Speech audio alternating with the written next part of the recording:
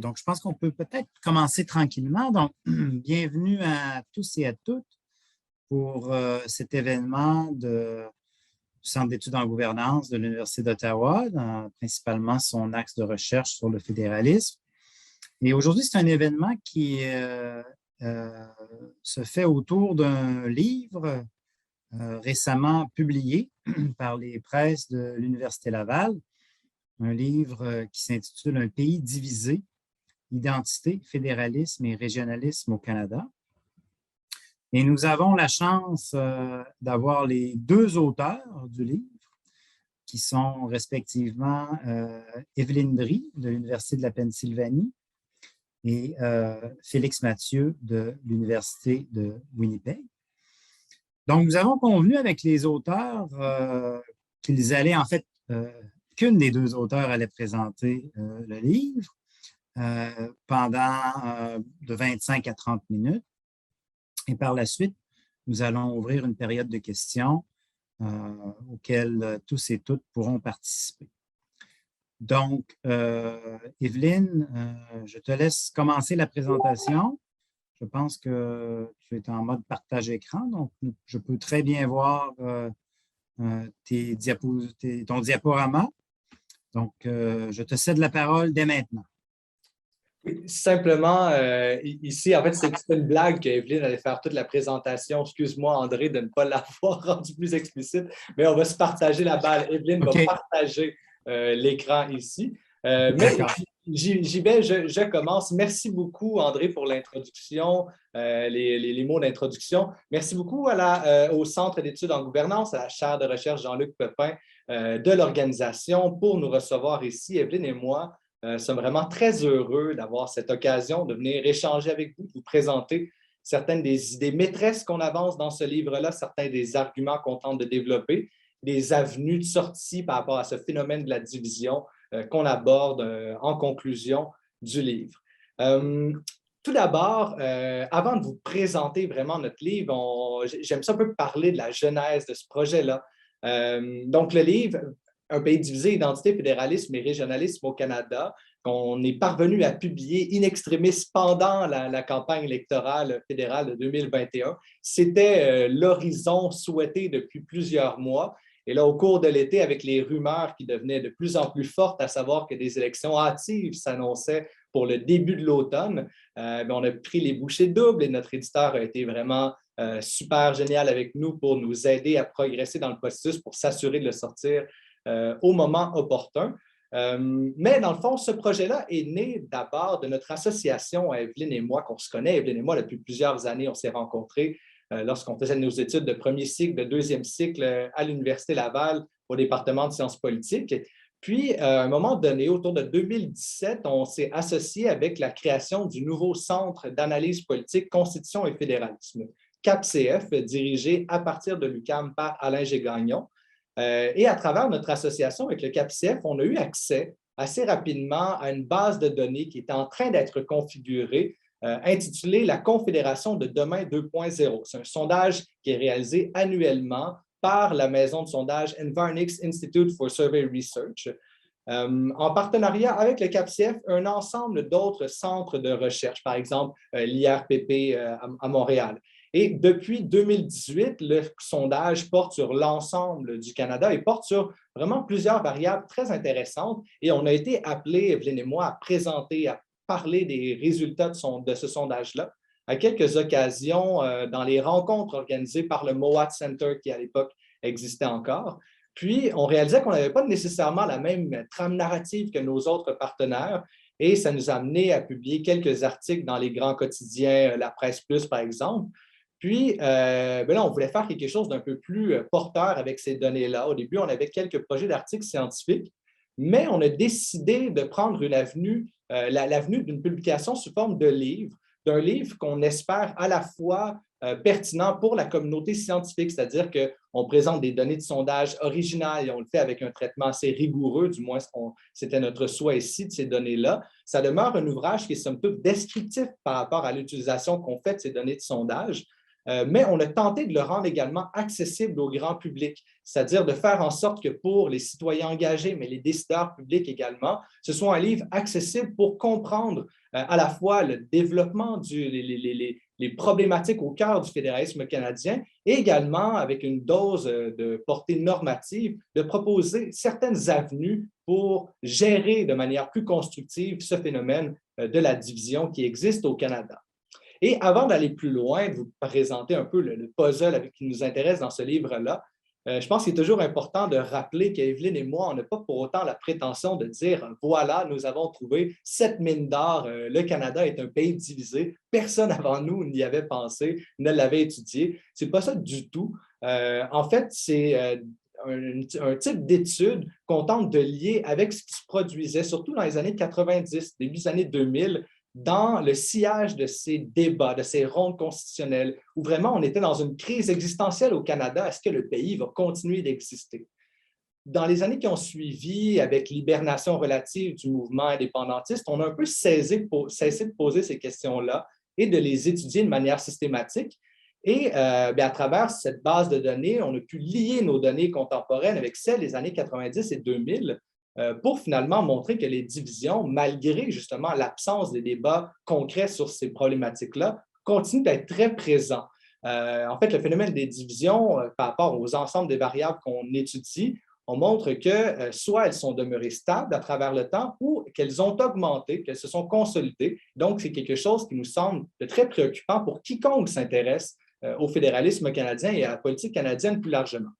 Et donc, avant de passer la parole à Evelyne, qui va vous parler vraiment de l'aspect individuel, communautaire du phénomène de la division au Canada, le paradoxe, ou plutôt le puzzle qui nous intéresse avec ce livre, c'est qu'on montre très clairement avec l'ouvrage que les Canadiens s'entendent. La vaste majorité des Canadiens conviennent qu'il y a des problèmes structurels importants dans le fédéralisme canadien, dans le fonctionnement de son système fédéral.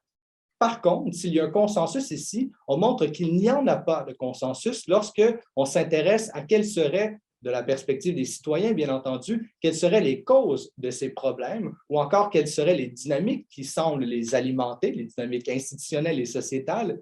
Et également, pas de consensus à savoir comment est-ce qu'on devrait les aménager, les régler finalement pour passer au-delà de ces divisions et un peu pour vivre au-delà de ce phénomène de la division.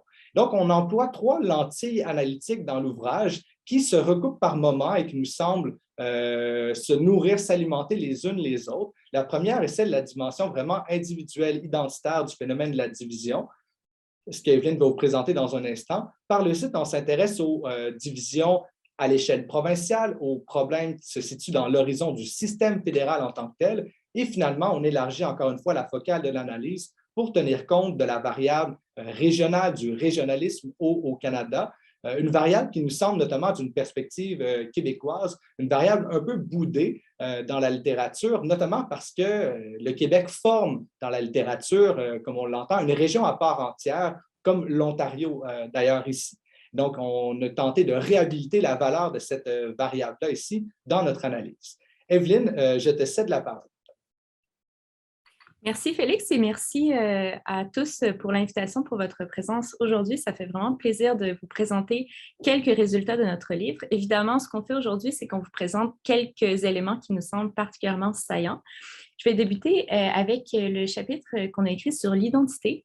Je vous prie de noter qu'on a un chapitre additionnel sur l'identité des Premières Nations au Canada. Ce n'est pas des éléments que je vais présenter aujourd'hui, mais si ça vous intéresse, c'est une part quand même importante du livre. Ce que je souhaitais vous présenter aujourd'hui, c'était des éléments plus liés à l'attachement des Canadiens au niveau fédéral versus provincial. Et par ça, je réfère à l'échelle Moreno. Peut-être que vous avez déjà travaillé avec l'échelle Moreno, peut-être que vous en avez entendu parler, que vous n'avez jamais mobilisé ces données-là, ou peut-être que vous n'en avez jamais entendu parler. En fait, l'échelle Moreno, c'est un outil de sondage, une question de sondage qu'on utilise pour situer les identités des répondants les unes relativement aux autres. Et dans un cas comme celui-là, ce qu'on a posé aux répondants, c'est la question, vous identifiez-vous uniquement comme Canadien ou d'abord comme Canadien, mais également ensuite comme citoyen de votre province ou également comme citoyen de votre province et Canadien, d'abord comme un citoyen de votre province, bref, vous comprenez l'idée ici. Et ce qu'on voit ici à la figure 2, c'est la distribution des réponses pour cette question. Donc, ce qu'on voit que c'est au Canada, dans l'ensemble, sans faire de distinction par province, il y a une pluralité de répondants qui se définissent tout autant par leur identité provinciale et l'identité canadienne. Par contre, ce qu'on voit, c'est que de manière générale, il y a quand même une belle variance par rapport à la distribution de l'identité des Canadiens. Donc, on ne peut pas représenter la manière dont les Canadiens s'imaginent en termes d'identité comme un bloc monolithique au Canada, au contraire. Maintenant, ce qui est intéressant de regarder, c'est que la distribution des réponses est évidemment différente de province à province. Et si je vous montre ici à la figure 3, je vous montre une déclinaison de ces données, puis je vous montrerai une autre à la prochaine figure. Mais celle-ci, c'est le pourcentage de répondants par province qui ont une identité composite à dominance pan-canadienne.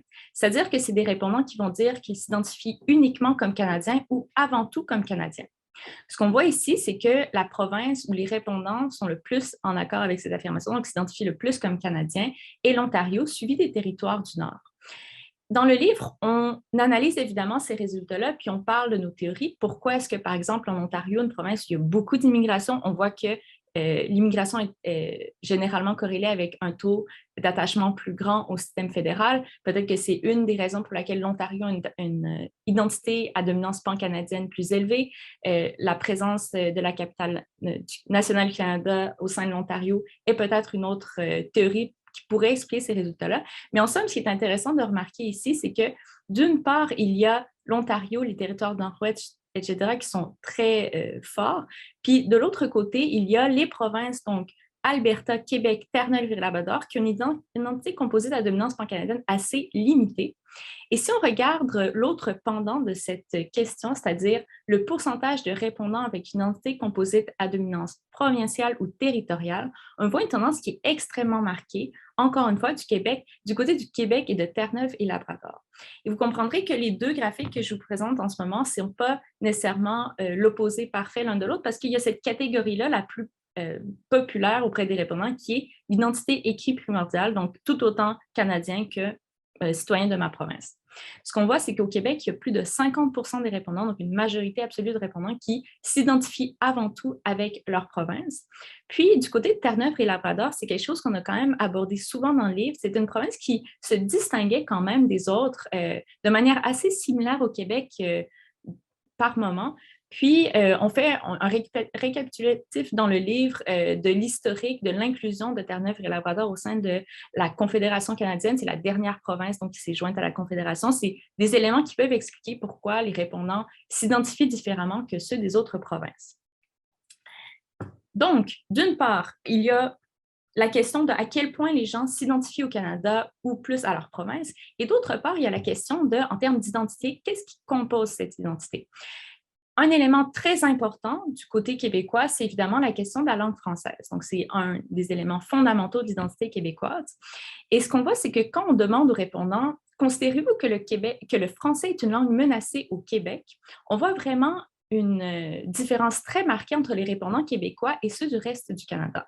Bon, vous me direz peut-être que ça ne vous surprend pas énormément, mais je pense que dans la mesure où cette différence-là est aussi marquée, c'est quand même quelque chose à laquelle, personnellement, moi, je ne me serais pas attendue à une différence aussi importante. Et ce qu'on voit, c'est que donc, il y a environ 65% des répondants québécois qui disent que oui, le français est une langue menacée au Québec. Puis quand on regarde la moyenne canadienne, ça se situe autour de 13%.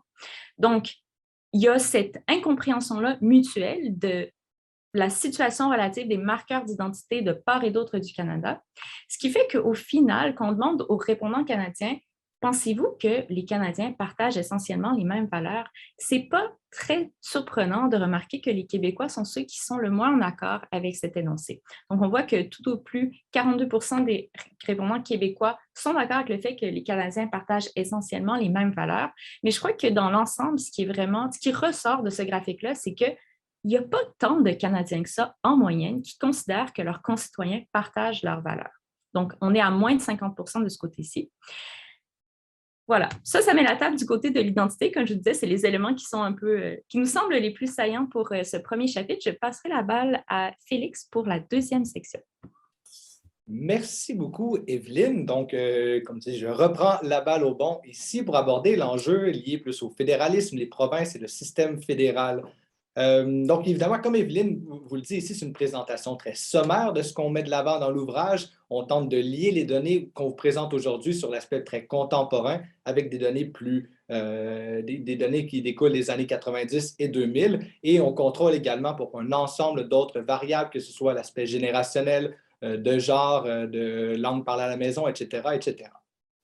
Maintenant, lorsqu'on en vient au fédéralisme, avant d'aller plus loin, mais je vais quand même vous présenter cette figure-ci qui me permet notamment de souligner que oui, on se base essentiellement sur les données issues de l'étude La Confédération de demain 2.0, mais on a également bouclé la boucle avec d'autres bases de données, notamment celles de l'étude électorale canadienne, par exemple Angus Reid et d'autres données lorsqu'on étudie l'impact de la COVID-19 en post-phase, par exemple. Mais on n'y reviendra pas vraiment dans la présentation d'aujourd'hui ici sur l'effet de la COVID. Et vous pourrez le lire dans la post-phase si vous le voulez, mais petit spoiler alert ici, ce qu'on montre, c'est que finalement, ça n'a pas eu un impact dramatique, c'est assez stable. Je reviens à mon propos ici, je m'égarerai. Je voulais vous indiquer ici, avant d'aller plus loin, qu'on n'est pas sur le bord du précipice pour autant, c'est-à-dire que malgré la division qu'on va vous présenter, qui existe très bien, qui est très présente dans la Fédération canadienne, lorsqu'on pose la question aux Canadiens, êtes-vous satisfait globalement à l'endroit de la démocratie dans votre pays? C'est près des 3/4 de la population qui se disent « somme toute satisfaits ». Il y a certains foyers d'insatisfaction un peu plus forts dans certaines régions, dans les prairies notamment, mais ça demeure quand même contrôlable, on pourrait dire. Ceci étant dit, lorsqu'on prend la focale de l'analyse et qu'on la ramène sur un aspect temporel un peu plus proche de nous, un peu plus délimité, notamment en posant la question, est-ce que vous êtes satisfait ou insatisfait de la manière dont fonctionne le gouvernement fédéral depuis 2015, donc depuis l'arrivée des libéraux de Justin Trudeau au pouvoir à Ottawa? Eh bien, c'est plus de la moitié de la population au Canada qui va se dire insatisfait du gouvernement fédéral. Et dans certaines provinces, encore une fois dans les prairies, en Alberta et en Saskatchewan, eh bien, c'est à peu près un citoyen sur deux qui non seulement est insatisfait, mais qui se dit très insatisfait.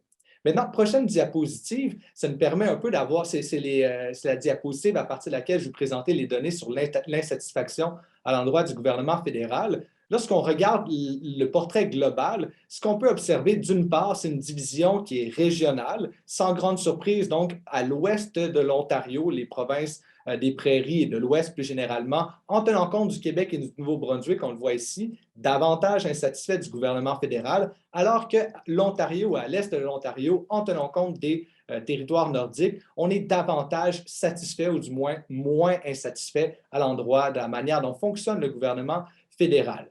Après, on pose un ensemble d'autres questions pour un peu mieux comprendre la situation, pour l'expliquer, cette insatisfaction relative à l'endroit du gouvernement fédéral et plus largement à l'endroit du système fédéral. On croit qu'il faut au moins tenir compte de deux pistes d'explication, c'est-à-dire qu'on n'est pas devant un phénomène monocausal ici, pour expliquer notamment l'insatisfaction des provinces des prairies, la Saskatchewan et l'Alberta en particulier.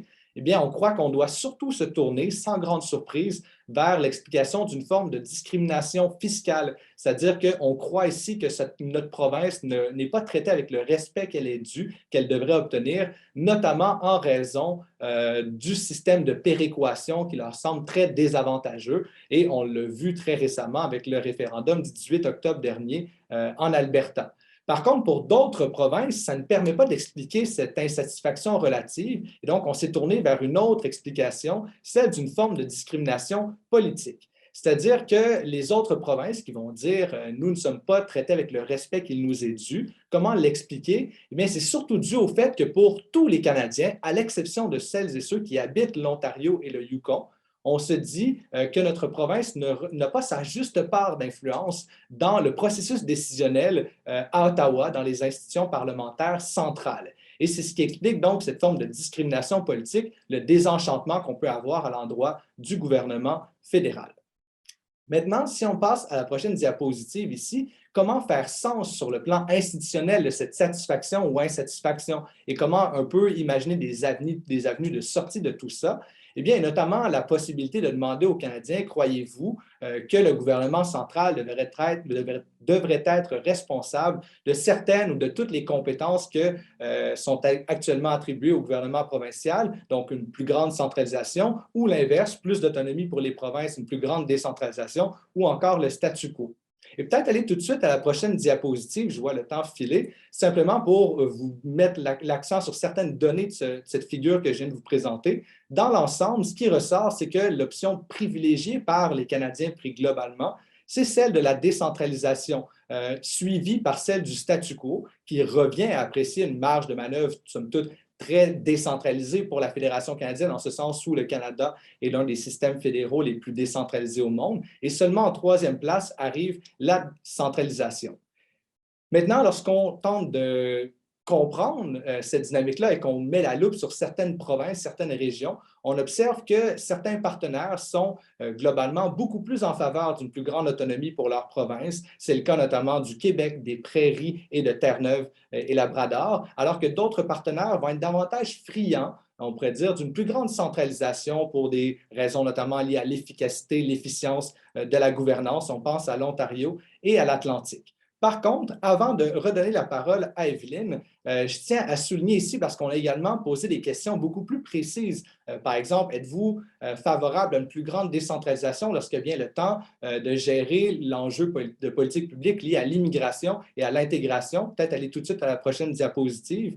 Ici, on voit que le Québec, clairement, ici, sans grande surprise, la province qui veut le plus d'autonomie. Par contre, les provinces ne sont pas toujours soit en faveur d'une plus grande décentralisation, soit en faveur d'une plus grande décentralisation. C'est-à-dire qu'on doit tenir compte du contexte et de l'enjeu de politique publique. Une option one size fits all ici ne viendrait pas aménager de manière constructive les préférences institutionnelles. Par exemple, prochaine diapositive, lorsqu'on pose la question comment est-ce qu'on devrait gérer l'enjeu des changements climatiques, le Québec est dans le peloton des provinces qui sont les plus centralisatrices et donc il faut tenir compte de ça et ça nous donne un peu certains indicateurs, à savoir une flexibilité institutionnelle et sans doute à privilégier sur une structure plutôt rigide en la matière. Et on y reviendra plus tard en conclusion si on a le temps ou encore dans la discussion. Je vais m'arrêter ici, Evelyne, et je vais te redonner la parole pour aborder l'enjeu région-régionalisme.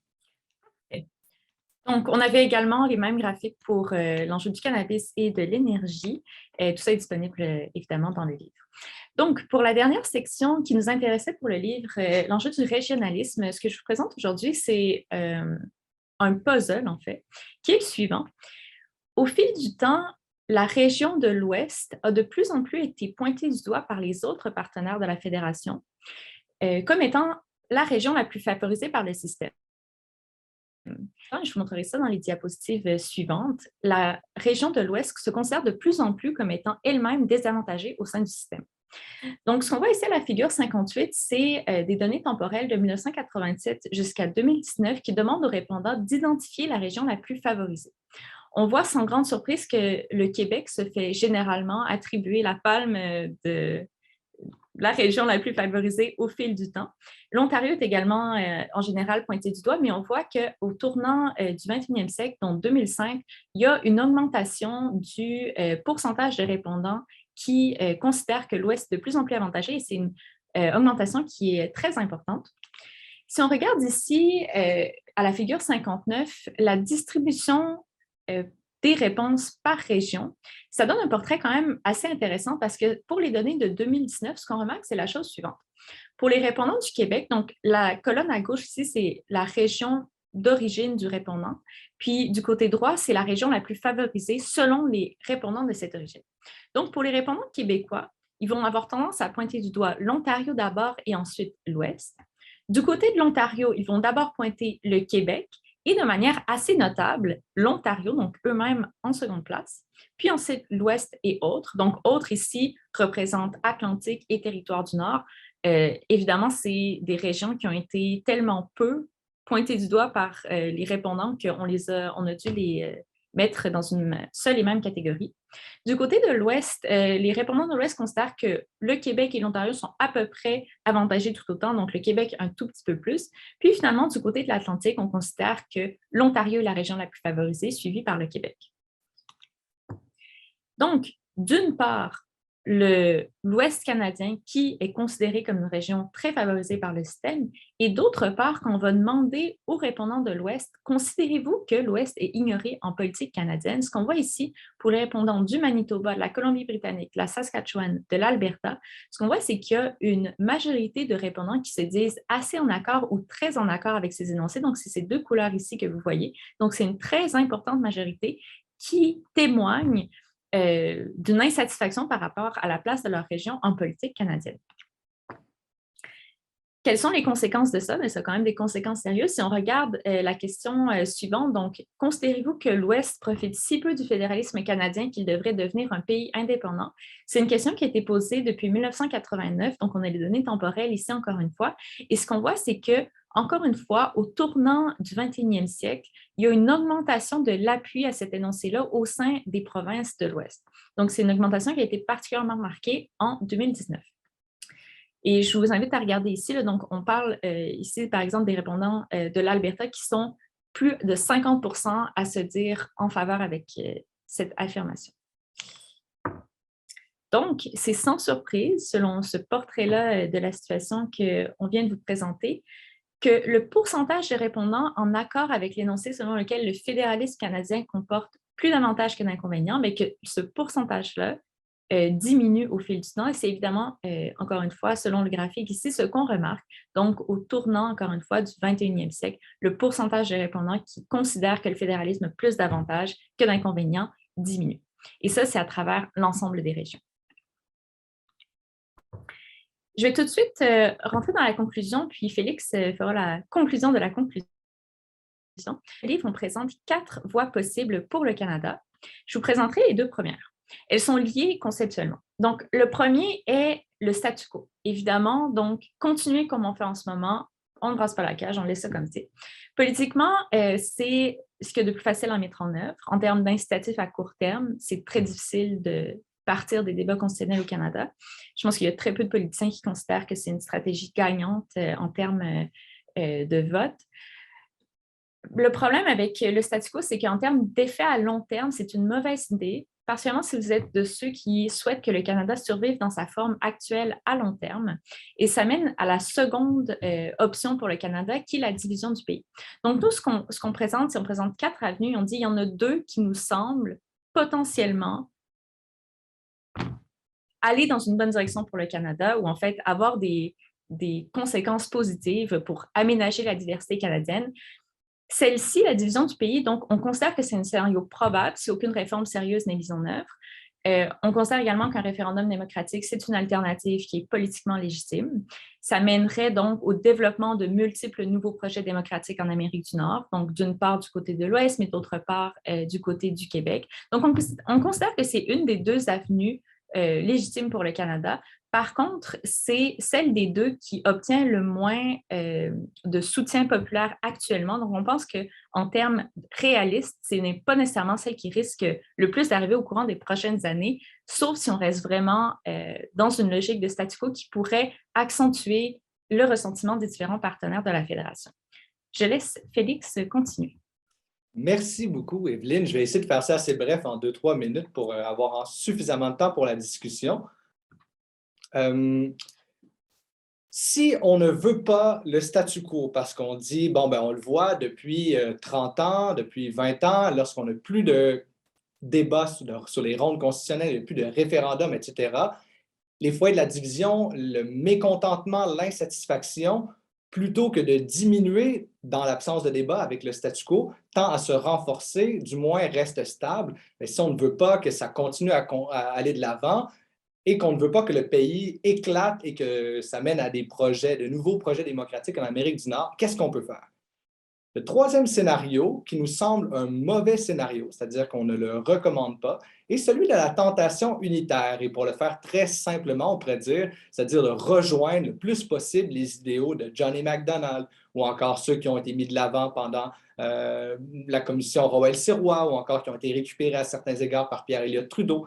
C'est l'idée de mettre de l'avant une image d'un Canada qui serait davantage homogène sur le plan de sa composante globale, c'est-à-dire, oui, un pays pluraliste, mais uniquement sur l'horizon de la diversité ethnoculturelle, rien au niveau de l'importance des foyers régionaux, des foyers identitaires régionaux ou encore nationaux, sociétaux. C'est l'identité d'une seule nation, d'un nationalisme majoritaire et qui deviendrait sans doute une identité, a fortiori, qui représenterait les valeurs, les symboles, les mythes associés à la région qui est dominante dans le paysage politique canadien contemporain, c'est-à-dire celui de l'Ontario, et ça contribuerait, selon nous, à accentuer certaines des raisons qui mènent au mécontentement des populations dans l'Ouest, mais un peu partout au Canada. Ça nous semble également un scénario qui est injuste sur le plan normatif par rapport aux minorités sociétales, qu'on pense aux peuples autochtones, au Québec, aux régions prises dans leur globalité, aux groupes minoritaires de langues officielles, etc., en ce sens où on continuerait à dire que oui, le Canada est cet Eldorado de la diversité, un pays ouvert au multiculturalisme, mais dans le même temps, on viendrait dire si une citoyenneté indifférenciée globalement donnerait des résultats injustes pour les individus qui ont des attributs ethnoculturels particuliers, ça donnerait une période un peu difficile pour constituer l'ADN politique du Canada, puisqu'on dirait dans le même temps, ouais, mais par contre, les valeurs, les identités, les foyers identitaires régionaux, nationaux, sociétaux, eux, on ne devrait pas les habiliter, on ne devrait pas les politiser. Donc, ça nous semble quelque chose qui est contre-productif à la fois sur le plan politique pratique, mais également sur le plan théorique pour penser un modèle du vivre ensemble au Canada. Quatrième scénario maintenant, qui nous semble le plus porteur, plus réaliste et responsable pour gérer de manière raisonnable à long terme la diversité constitutive de la Fédération canadienne, c'est celui d'un fédéralisme asymétrique ici. Et donc ici, on peut le prendre à l'inverse de la proposition de Pierre Elliott Trudeau, c'est-à-dire de rejeter l'idée qu'une province pour être égale, ou plutôt pour aller dans l'équité dans la fédération, devrait être la stricte égale des autres provinces, donc rejeter la formule « une province est une province est une province », mais également rejeter également que la seule bonne manière d'être un Canadien est de se revendiquer d'une identité canadienne d'abord et avant tout, aux dépens des autres foyers identitaires qui existent. Il nous semble qu'une telle proposition devrait s'accompagner notamment de l'idée qu'on devrait avoir des rondes constitutionnelles régulières pour faire en sorte que ces débats ne soient pas perçus comme un jeu à somme nulle, mais plutôt comme un jeu à rondes multiples qui donnerait des incitatifs aux partenaires de négocier des compromis, sachant qu'il y aura d'autres rondes dans lesquelles ils pourront éventuellement tirer leur épingle du jeu. Par contre, on n'est pas en train de dire que c'est quelque chose qui nous semble, pour lequel il y a beaucoup d'appétit dans la population globalement. C'est quelque chose qui est encore aujourd'hui très méconnu. C'est quelque chose de très abstrait pour plusieurs également. Donc, petite mise en garde ici. Mais sur le plan fondamental, ça nous semble une avenue prometteuse pour aller de l'avant dans le processus de réconciliation, oui, avec les populations autochtones, si elles le souhaitent, de prendre part à partir de leurs critères pour prendre part à ce projet fédératif d'une association politique fédérale en Amérique du Nord au Canada, mais une réconciliation également entre les préférences institutionnelles de certaines populations qui veulent davantage de centralisation et une réconciliation de ceux-ci avec les autres populations dans d'autres régions qui, eux, veulent plus d'autonomie, plus de décentralisation. Ultimement, on reconnaît la valeur de ce qu'on appelle dans la littérature le paradoxe du fédéralisme, c'est-à-dire que ce scénario pourrait effectivement mener à long terme, à moyen long terme, à l'éclatement du pays malgré tout, c'est-à-dire en donnant plus d'autonomie à certains partenaires. Certains partenaires pourraient décider à un moment donné de tout simplement vouloir l'ensemble des pouvoirs d'un État souverain. Par contre, ce n'est pas une proposition qui nous semble qu'on devrait diaboliser. C'est quelque chose qui est légitime en soi. Mais sur le plan empirique, on aime bien rappeler pour autant que malgré l'importance théorique de ce paradoxe du fédéralisme, dans aucun système fédéral contemporain qui aurait donné une marge d'autonomie significative à l'un ou l'autre de ses partenaires minoritaires, partenaires sociétaux minoritaires, est-ce que ça a effectivement conduit à l'éclatement du pays, à un mouvement sécessionniste qui a fonctionné, et donc de rappeler quand même que ça demeure une crainte somme toute hypothétique et non pas empiriquement vérifiable. Donc, je vais m'arrêter ici et j'ai très hâte de poursuivre la discussion avec vous. Il nous reste encore une bonne 25 minutes, donc allons-y. Merci Félix, merci Evelyne. Donc, j'invite tous les participants et toutes les participantes à poser des questions, à les inscrire dans le chat afin qu'on puisse continuer la discussion avec les auteurs. Et donc, en attendant des questions de la part des participants, je vais débuter avec une question, une de mes propres questions. C'est une question de nature épistémologique, je pense. Et c'est celle-ci. Quelle est la valeur des données qui sont produites par ces sondages-là? Et la question me vient après avoir vu le diaporama sur la question « Est-ce que l'Ouest devrait être un pays indépendant? » où les résultats sont très élevés hein, dans votre tableau, particulièrement en Alberta et en Saskatchewan. En même temps, lorsque il y a eu la possibilité là, pour les Albertains et les Saskatchewanais de voter pour un parti qui s'affichait en faveur de l'indépendance de l'Ouest, hein, le parti Wexit, le parti Maverick, l'ancien parti Wexit, eh bien, les résultats à la dernière campagne électorale ont été de l'aveu même du chef du parti Maverick, Jay Hill, très, très décevant. C'est-à-dire que le parti a récolté, je pense, 1,4 % des votes en Saskatchewan et 1,3 % en Alberta. Donc, comment réconcilier ce que les gens de l'Alberta et de la Saskatchewan répondent à une question, hein, voulez-vous l'indépendance du pays est quelque chose que vous appuyez? Là, on a des résultats qui sont énormes, tandis qu'à un moment où on peut vraiment donner un appui là, dans un contexte qui compte, une élection, et là, on a à peu près 1 %.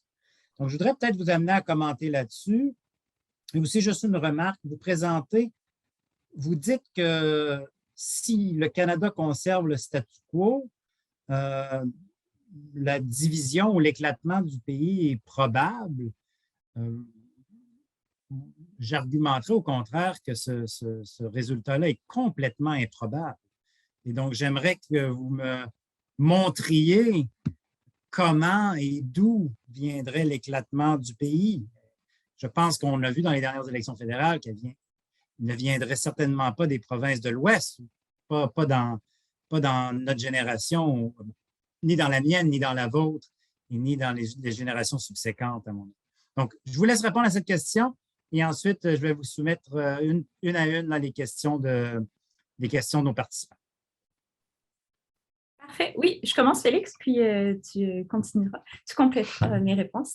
Merci beaucoup, c'est une très bonne question. Concernant la diapositive sur le pourcentage d'appui à l'indépendance de l'Ouest, là, je vous invite à noter le libellé de la question qui était « Considérez-vous que l'Ouest profite si peu du fédéralisme canadien qu'il devrait devenir un pays indépendant? » Donc, c'était une question qu'on posait, c'est une loaded question, ce n'est pas une question donc, qui demandait aux répondants êtes-vous, oui ou non, en faveur avec l'indépendance de l'Ouest? Je pense que ça a un impact quand même assez important sur le taux d'appui. Donc, c'est certain que ça a augmenté de manière significative ou substantielle le taux d'appui à l'énoncé.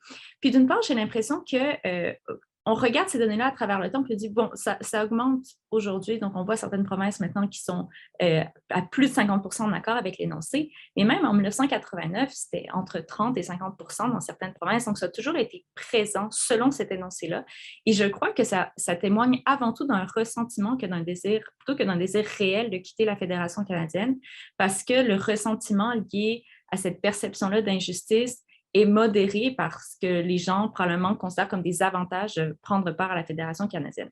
Donc, on n'a pas de données précises, il me semble que tu me corrigeras, sur les déclinaisons de vraiment cette question-là, puis le désir d'indépendance, donc du côté de l'Ouest, mais ça serait mon interprétation.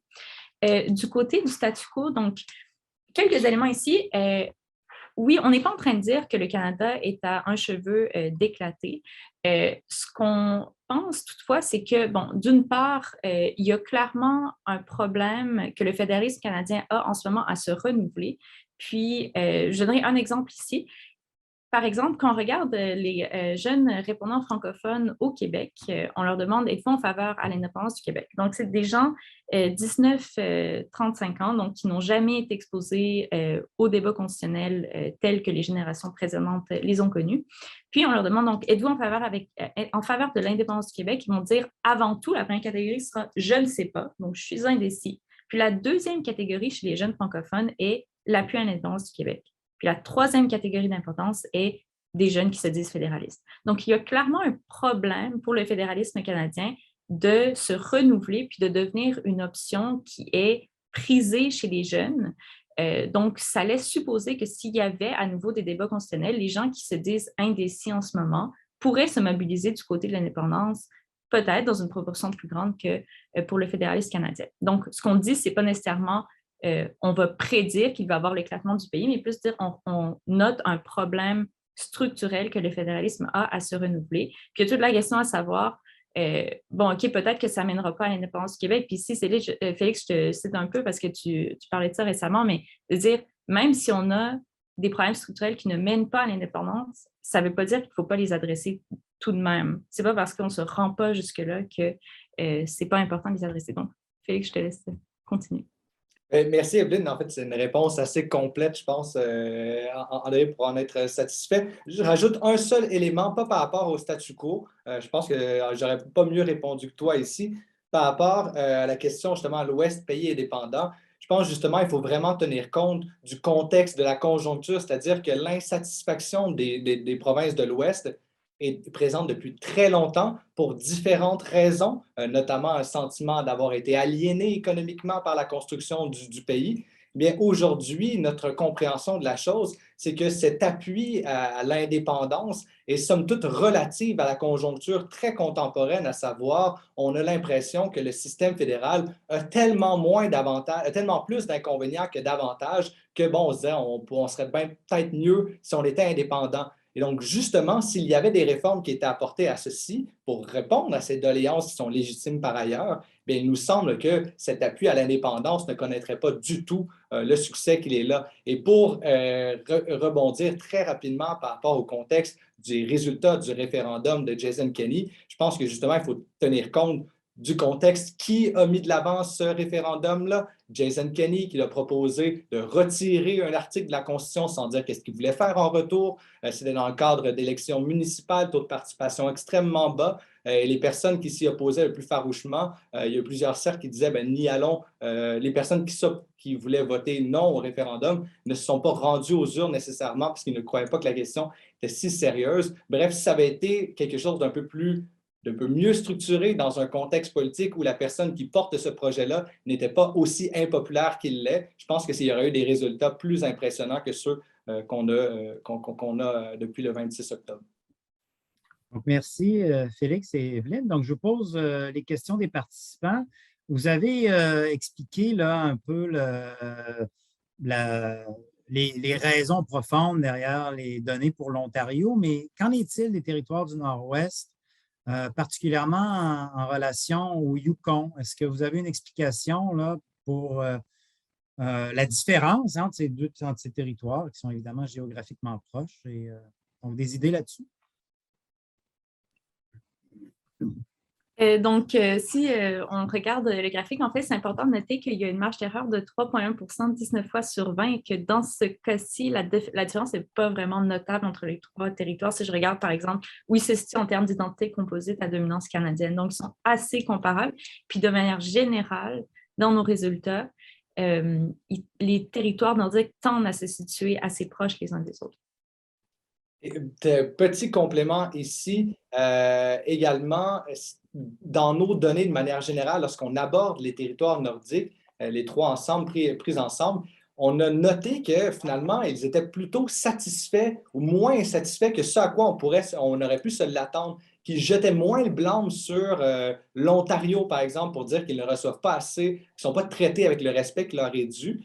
Puis on a essayé de l'expliquer d'une perspective un peu théorique. On ne sait pas si ça tient. On vous la propose, puis après, ce sera à d'autres de débattre avec nous ici. Mais le fait que les territoires nordiques ne sont pas des partenaires à part entière de l'Association politique fédérale, ce sont des créatures du fédéral, comme les municipalités sont des créatures du provincial. eh bien, ils ont moins d'autonomie, ils ont ce rapport de subordination institutionnelle qui nous semble peut-être jouer dans la perception, dans l'imaginaire collectif que leurs populations respectives se font de l'association politique fédérale, mais également le fait que leurs économies auraient beaucoup de difficultés à être dans le dynamisme qu'elles sont aujourd'hui si elles n'étaient pas associées au projet politique fédéral canadien. Bien, leur soutien à plus d'autonomie ou plutôt à avoir moins de relations avec le fédéral, bien, plusieurs verraient ça de manière un peu contre-productive pour leur propre bien-être socio-économique respectif. Donc, malgré la distance qui les sépare du centre, on a moins ce sentiment d'être délaissé par la politique canadienne. Mais excellente question, et j'en profite pour souligner, j'ai vu, c'est Julien Doris qui posait la question. Julien Doris qui s'implique beaucoup dans les cahiers Tocqueville des jeunes chercheurs comparatistes. C'est une jeune association qui publie des résultats évalués par les pairs pour les jeunes chercheurs. Je voulais saluer son implication dans cette association-là. Je pense que c'est un très beau projet dans lequel il s'investit. Merci. Donc, je vais vous poser là en rafale les 3 questions de François Rocher. Donc, tout d'abord, est-ce qu'il y a des questions préalables qui avaient été posées sur les connaissances politiques des répondants, étant entendu que le niveau de connaissance a souvent une incidence majeure sur les préférences qui sont exprimées? Sa deuxième question, est-ce qu'il y a des choses qui vous ont surpris? Vous avez souvent dit sans surprise, mais est-ce qu'il y a des choses qui vous ont surpris dans les données? La dernière question de François, donc près de 38% des répondants étaient favorables au statu quo, près de 15% de plus que ceux qui sont en faveur d'une plus grande centralisation. Où sont-ils, ces répondants-là? Est-ce qu'on sait, régionalement parlant, où ils se trouvent? Donc, on vous écoute là-dessus. Je peux peut-être commencer ici très rapidement. Je vais y aller. En tout cas, pour la première question, on cite de très bonnes études à ce sujet, notamment celles de Rocher, Fafard et Côté dans notre ouvrage qui sont déjà posées ces questions-là. D'une part, on est d'accord avec eux globalement, mais quand même, on a certaines questions de connaissances préalables dans notre sondage. On demande aux citoyens, par exemple, d'attribuer à quel ordre de gouvernement appartient X et Y politique publique, champ de compétences, que ce soit en matière d'énergie, de santé, d'immigration et tout ça. Et nos résultats, évidemment, qui reposent sur les données auxquelles on a eu accès, étaient somme toute plus optimistes que ceux qu'ont mis de l'avant Rocher, Fafard et Côté. Je ne pense pas qu'on vient contredire ou plutôt proposer une narration alternative à ce qu'ils nous ont mis de l'avant, mais ça fait partie des trucs qui, moi, m'ont surpris. Finalement, les citoyens étaient plus au courant que ce à quoi je m'attendais. C'est quand même pas un score de 80% là, par rapport à comment on le met de l'avant, mais on l'aborde dans le chapitre 4, je crois, de l'ouvrage. Surprise, c'est vrai, on devrait arrêter de dire ça sans surprise. Finalement, personne ne va lire notre livre si on dit qu'il n'y a pas de surprise là-dedans. On en a eu plein de surprises, pour être tout à fait honnête ici. Une sur laquelle j'aimerais insister, c'était notamment par rapport à comment les citoyens se voient la possibilité de satisfaire aux principales recommandations de la Commission Vérité et Réconciliation. C'est au Québec, parmi l'ensemble de la population au Canada, que les répondants ils sont globalement le plus en faveur, ce qui est un peu en dissonance cognitive par rapport à ce qu'on peut entendre parfois dans les médias. Et ce qui est très surprenant, c'est que c'est les 55 ans et plus qui sont le plus en faveur pour ceci, alors que dans les autres provinces, c'est la pyramide inversée. Les plus jeunes, ils sont davantage en faveur. Donc, ça est quelque chose d'intéressant. Sinon, comment qu'on voit, par exemple, les préférences institutionnelles centralisateurs, décentralisateurs, on voit qu'il y a un effet générationnel assez important. Ceux qui ont vécu 80-82 ont au Québec, par exemple, un sentiment qu'il est très important d'être plus décentralisateur. Mauvais souvenir de ce qui s'est passé dans le Canada anglais, ceux qui l'ont vécu, bon souvenir de ce qui s'est passé, on est plus centralisateur. Et donc ça, c'est quelque chose d'intéressant aussi. Et sinon, d'autres questions, par exemple, croyez-vous que quelqu'un qui est très proche de sa communauté ethnoculturelle issue de l'immigration est moins canadien qu'un autre? Eh bien, le Québec est un peu au-dessus de la moyenne canadienne sur cette question-là, ce qui vient contredire, encore une fois, certaines formulation de questions, par exemple, dans un débat national, dans le cadre d'une course, dans le cadre d'une élection fédérale, comme on vient de l'avoir ici. Evelyne, je te laisse répondre pour la suite. Parfait. Donc, je vais essayer d'aller rapidement. Je dirais très vite sur ce qui m'a surpris, puis ensuite, je répondrai à la question sur la distribution régionale des répondants en ce qui a trait à la centralisation. Personnellement, je crois que notre chapitre sur les Autochtones a été vraiment un chapitre où j'ai beaucoup appris. Ce qui est intéressant dans ce chapitre-là, à mon sens, c'est qu'il y a d'une part un consensus sur le fait que la qualité de vie dans les régions où les Autochtones vivent est pas acceptable. En fait, il y a des problèmes. Donc, je pense que l'ensemble des Canadiens le reconnaissent. Par contre, quand on regarde quelles sont les causes de ces problèmes-là, de la situation, il y a vraiment une différence marquée à travers les provinces. Puis ensuite, quand on demande aux répondants quelles seraient les solutions potentielles, bien là, on voit que les solutions découlent des causes perçues du problème au sein des communautés autochtones. Donc, bref, en tout cas, moi, c'est vraiment un chapitre où j'ai beaucoup appris. En ce qui a trait à la distribution des répondants, donc je vais juste retourner par la question. Donc, c'est ça, la question était, près de 38% des répondants étaient en faveur du statu quo, près de 15% de plus que ceux qui sont en faveur d'une plus grande décentralisation. Où se trouvent ces répondants? Donc, je dirais vraiment rapidement, là, les répondants qui sont le plus en faveur de la centralisation, l'Ontario, Nouvelle-Écosse, Nouveau-Brunswick, Manitoba, Terre-Neuve et Labrador, qui sont tous au-dessus de la moyenne canadienne.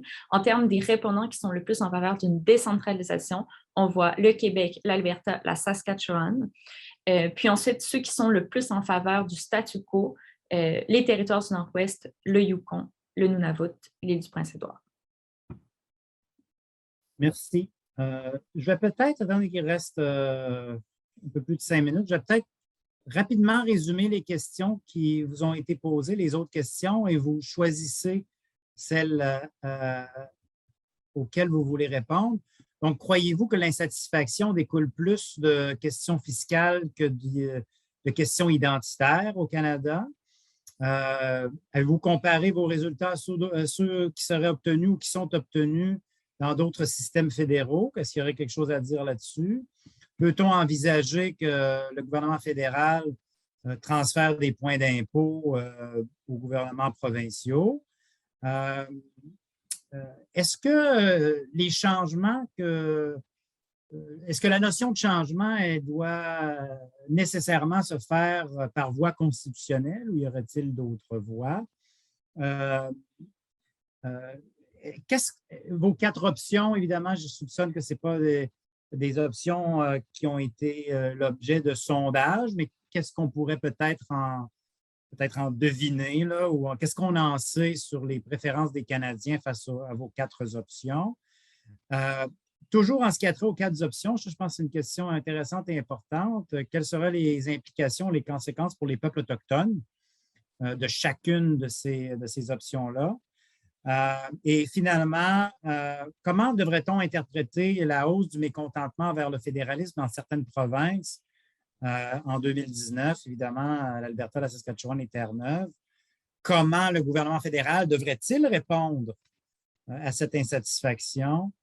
Et là, il y a les 40 ans de la nuit des longs couteaux. Est-ce une coïncidence? Ça, je pense que c'est une coïncidence. Je vais vous laisser répondre. Donc, vous choisissez peut-être pendant 5 minutes, là, 2 minutes chacun pour Félix et Evelyne. Allez-y. Excellent. Oui, dans cette journée du 4 novembre qu'on aborde cette conférence-là. Hasard, mais très heureux. J'avais complètement oublié d'en faire une blague, donc merci du rappel. C'était mon intention.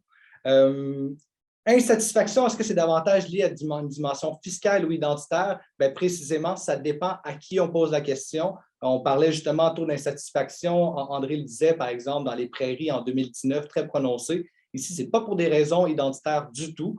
C'est vraiment lié à une insatisfaction, une discrimination qu'on perçoit liée à une dimension fiscale proprement. Pour ce qui est du Québec, par exemple, il y a beaucoup plus l'aspect identitaire, notamment en lien avec la langue française. C'est quelque chose qui vous semble menacé ou non. Donc ça, je pense qu'il y a quelque chose de très important ici, mais également l'aspect identitaire qui est assez fort à Terre-Neuve, c'est-à-dire que ce n'est pas uniquement l'aspect fiscal qui semble les incommoder. En fait, ils bénéficient, Terre-Neuve, du système de péréquation ici. Donc, c'est plus l'aspect identitaire qui vient compléter le portrait ici. Au niveau des comparables significatifs, dans le chapitre 1, dans le chapitre 2, lorsqu'on aborde justement les identités composites, sur l'échelle Moreno, on a fait quelques comparaisons avec le Royaume-Uni, avec l'Espagne, avec d'autres systèmes fédéraux en voie de fédéralisation similaires au Canada. mais au-delà de ces quelques comparaisons sur l'aspect identitaire, on n'avait pas accès aux données pour comparer vraiment plus largement. Ce serait quelque chose de très intéressant à faire par contre. Pour ce qui est des notions de changement, est-ce que la seule voie constitutionnelle est à privilégier? La réponse, c'est non. Et même pour aller plus loin dans mon non ici, c'est-à-dire que les 4 avenues peuvent être mises de l'avant par différents acteurs au même moment et progresser, c'est-à-dire qu'il y a certains acteurs qui vont contribuer à l'inertie du système, qui vont contribuer au statu quo par voie de relations intergouvernementales qui sont parfois opaques, cachées au grand public. Il y a certaines modalités asymétriques qui sont mises de l'avant. Pour ce qui est de la tentation unitaire, il y a effectivement certains acteurs qui y contribuent. Donc, je pense qu'il faut tenir compte des multiples voies dans lesquelles tout ça se déploie. Il n'y a pas uniquement la voie constitutionnelle, mais la voie constitutionnelle, en plus d'avoir des effets concrets, aurait un impact très symbolique, il me semble, si on veut, puis ici je paraphrase un peu pour me moquer de lui, mais Pierre-Éliott Trudeau, faire du Canada cette fédération qui appartiendrait au monde de demain, bien, je pense qu'il faut faire des changements structurels importants si on veut effectivement y parvenir. Evelyne, je vais te laisser poursuivre. J'ai déjà écoulé mon temps. Parfait. Ben moi, je vois que le temps est quand même limité. Je répondrai peut-être avant tout à la question sur les Autochtones. Donc, la question qui cherchait à savoir est-ce qu'une gouvernance autochtone serait une avenue possible? Bon, il y a d'une part ce que nous, on croit, puis d'autre part, on regarde ce que les données disent. Là.